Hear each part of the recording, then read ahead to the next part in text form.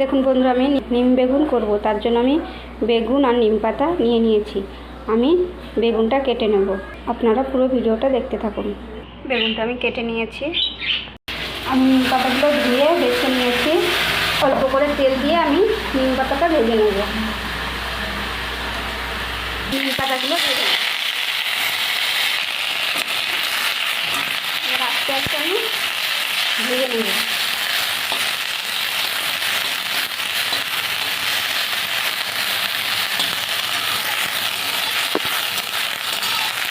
দেখুন নিম পাতাটা আমার ভাজা হয়ে গেছে। নিম পাতাটা তুলে নেব।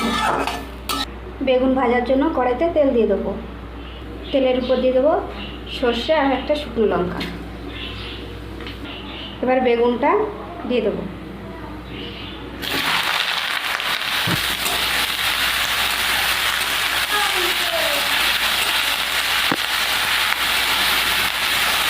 দিয়ে দেবো পরিমাণ মতো লবণ আর পরিমাণ মতো হলুদ। নিম পাতাগুলো আমি গুঁড়ো করে রেখে দেবো।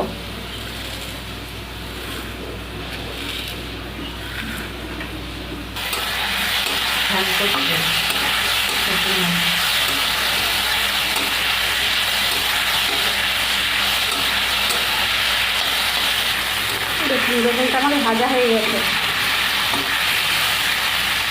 এবার নিম পাতাটা দিয়ে দেবো।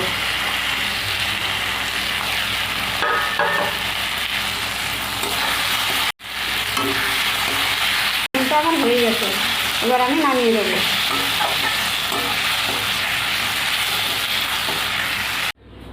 দেখুন আমি নিম বেগুনটা নামিয়ে নিয়ে এসেছি। আপনাদের যদি রেসিপিটা ভালো লেগে থাকে তাহলে লাইক, কমেন্ট, শেয়ার এবং সাবস্ক্রাইব করে দেবেন।